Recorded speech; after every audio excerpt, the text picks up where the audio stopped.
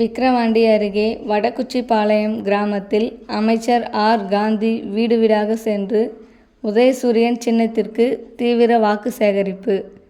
விழுப்புரம் மாவட்டம் விக்கிரவாண்டி சட்டமன்ற தொகுதி திமுக வேட்பாளர் அன்னியூர் சிவா அவர்களை ஆதரித்து வடக்குச்சிபாளையம் பகுதியில் 216, 217 வாக்குச்சாவடி பூத்தில் கைத்தறி மற்றும் துணிநூல்துறை அமைச்சர் ஆர். காந்தி வீடு வீடாக சென்று பொதுமக்களிடம் உதயசூரியன் சின்னத்திற்கு வாக்கு சேகரித்தார்.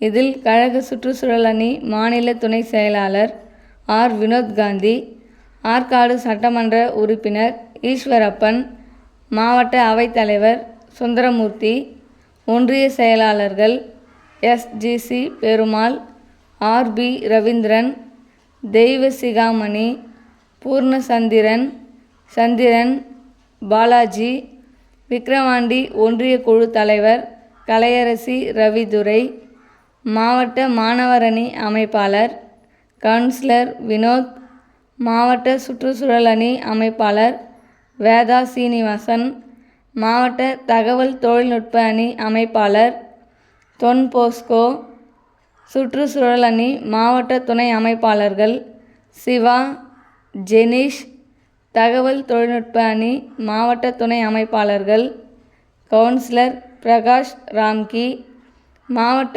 இளைஞர் அணி துணை அமைப்பாளர் வி.எஸ். முரளி மற்றும் திமுக கழக நிர்வாகிகள் உடனிருந்தனர்.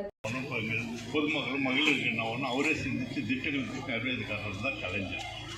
அவர் மிஞ்சிற அளவுக்கு மக்களை தேடி மருத்துவர்கள் சாதாரண விஷயம். இப்போது நம்ம ஊரில் நீங்கள் நிறைய பேர் டவுனில் இருக்கிறவங்க கூட நிறைய பேர் வீட்டில் இருப்பாங்க.